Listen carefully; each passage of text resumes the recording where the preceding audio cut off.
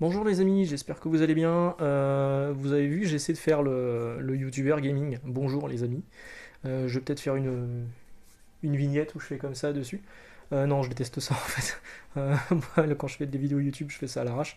D'ailleurs, ça se voit parce que là, c'est pas moi qui joue en fait. C'est une vidéo YouTube d'un mec que je diffuse sur ma Wii U qui est connectée à la télé qu'il y a dans ma bibliothèque. Oui, c'est compliqué. Oui, j'ai pas de matos, hein, donc je fais avec les moyens du bord.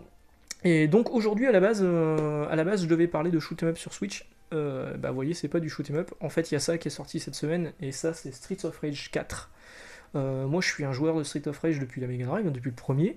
J'ai surtout adoré le deuxième comme beaucoup pour les musiques de Koshiro qui étaient fabuleuses et qui encore aujourd'hui peuvent rester en tête. Et après j'ai essayé le 3 et le 3 m'a beaucoup moins plu. Je l'ai relancé d'ailleurs cette semaine le 3.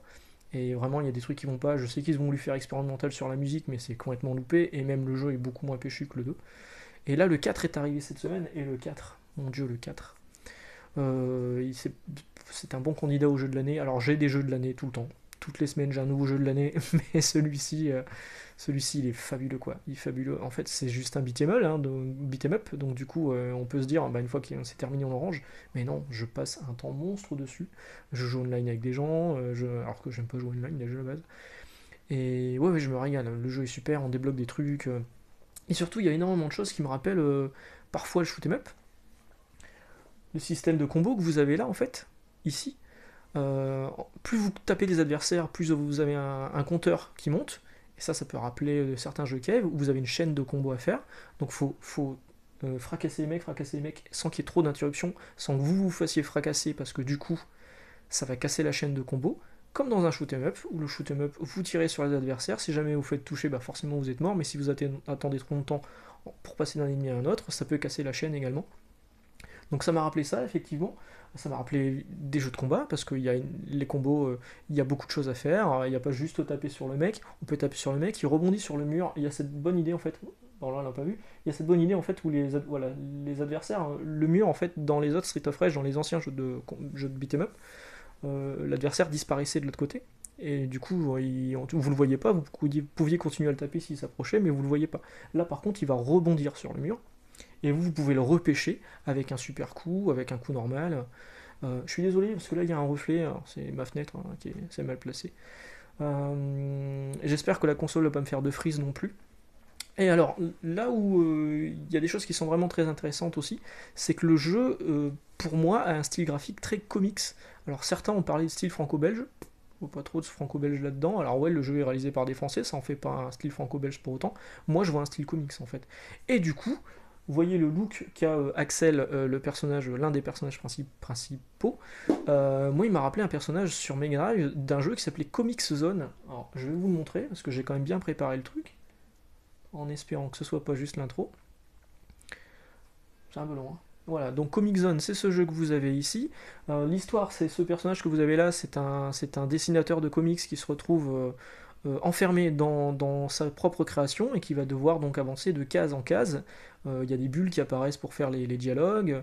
Et le look m'a rappelé effectivement, bon c'est dommage c'est l'intro, bon je le remettrai après, m'a rappelé du coup, le look de Street of Rage 4 m'a rappelé les graphismes de Comic Zone. Alors Comic Zone c'est un peu différent parce que c'est sur un seul plan, là c'est un vrai plan en profondeur.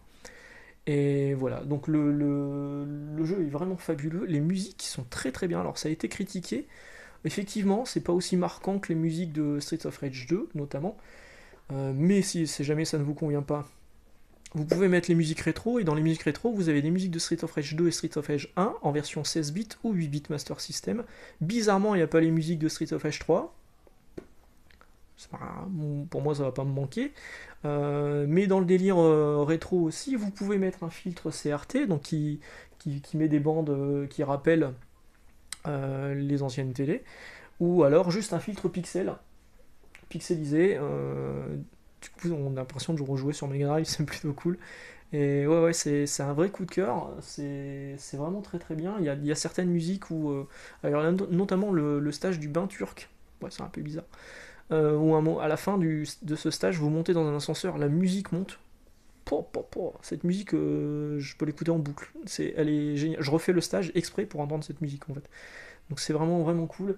Il y a plein de clins d'œil vraiment sympas. Par exemple, il y a des bornes d'arcade qui sont plus ou moins cachées dans le jeu. Si vous avez l'arme taser, donc le taser qui paralyse les ennemis, vous allez jusqu'à la borne d'arcade, vous mettez un coup de taser à la borne d'arcade et vous arrivez sur des niveaux rétro qui reprend des boss de Street of Rage 2, donc en version pixelisée, et vous recombattez des boss de Street of Rage 2. Franchement, c'est génial. Et que dire de plus, la maniabilité est vraiment exceptionnelle. Alors vous avez la possibilité de jouer en 6 boutons, avec un bouton pour ramasser, un bouton pour éco spécial comme celui que vous êtes en train de voir juste là, ou alors en maniabilité 3 boutons. Moi je préfère rester sur la maniabilité 3 boutons parce que c'est celle que j'ai connue sur Mega Drive. Et voilà, on peut jouer à 2 online, ça c'est vraiment bien. On peut jouer à 4 offline, et ça c'est super.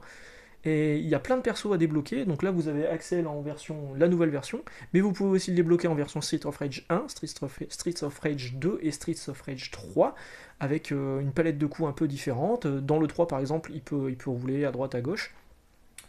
Donc il y a plusieurs personnages, il y a Adam que vous pouvez débloquer, il y a plein de personnages à débloquer, hein. Et, Axel est assez lourd, c'est-à-dire qu'il peut pas courir, il peut pas dasher, mais au niveau des combos, il y a vraiment des bonnes possibilités. Alors moi, je me régale à jouer avec Cherry, qui est le personnage Nana avec sa guitare, qui peut courir, ou Adam qui peut dasher, et les possibilités de combo sont incroyables, quoi. Ça va vraiment super vite, c'est vif comme tout. On va essayer de remettre Comic Zone, voir si c'est repassé sur du gameplay. Oui, c'est un peu long, je suis désolé. Ouais, bah non, c'est toujours l'intro, parce que je vais faire, c'est que je vais le lancer. Comme ça, vous verrez. Hop. Oui, on s'en fout de l'intro. Voilà. Donc ça, c'est la version Mega Drive de Comic Zone. Ah, j'avais été obligé de faire du gameplay, c'est fou quand même. Ouais, vous avancez de case en case. Vous voyez le personnage, enfin, c'est un look des années 90, du coup, ouais, ça fait vraiment comics. Hop. Mes boutons, je sais pas du tout comment ils sont. Voilà. Hop, hop, hop. Bon, vous voyez un petit peu le délire, hein. Franchement, c'est vraiment cool. Le jeu est encore très beau aujourd'hui. Mais évidemment, ça vaut pas ce que vous allez voir sur... On le remet. Streets of Rage 4. Bah, franchement, n'hésitez pas parce que le jeu. Bon, moi je l'ai pris sur Switch, hein. Là, la version qui tourne, le mec a priori il joue sur une version PS4. Moi je l'ai pris sur Switch, il est sorti en PS4, en Xbox One, en PC. Le gros avantage des versions Xbox One et PC, c'est qu'il fait partie du Game Pass. C'est-à-dire qu'en fait, si vous prenez un Game Pass qui coûte. Normalement, je crois que c'est 10-12 euros par mois, et là en ce moment il y a des offres à 1 euro pour un mois, vous pouvez jouer pour 1 euro quoi. Bon, après, une fois que vous n'avez plus le Game Pass, vous n'avez plus le jeu. Donc moi je l'ai acheté sur Switch parce que l'avantage de la Switch, c'est qu'on peut jouer aux toilettes.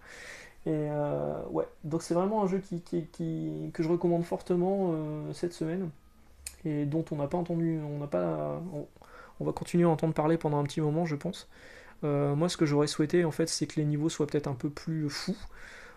Tout est un peu sage de ce niveau-là, mais le gameplay est tellement bon, on se régale. Et encore une fois, le côté comics en jeu vidéo, comics, ça me plaît énormément. Et le côté combo, chaîne de combo, là, enfin, c'est un régal.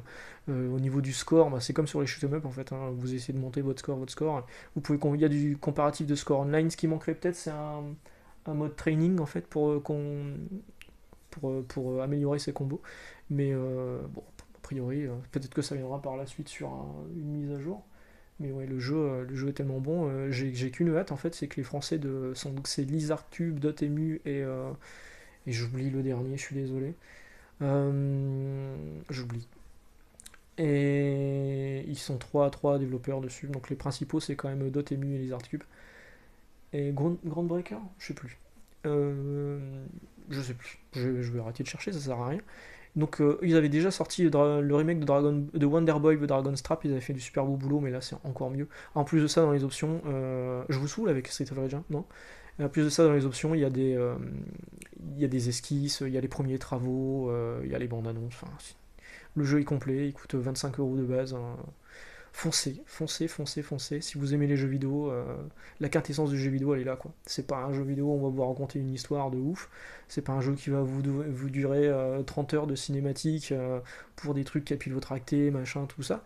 Non, non, là, c'est vraiment c'est du jeu vidéo arcade. C'est-à-dire que vous avancez, vous avez votre crédit. Alors, il y a plusieurs modes. Il y a un mode histoire, il y a un mode arcade. Le mode arcade, c'est vous refaites tous les niveaux, mais avec un seul crédit en fait, donc une seule vie, et puis c'est parti, le but c'est de finir. Et voilà, bah écoutez, je vais vous laisser là. Moi, je vais retourner jouer parce que voir jouer là, j'ai envie de relancer le truc. Et puis, je vous souhaite un bon dimanche et on se retrouve demain pour une vidéo sur les comics du coup. Ciao!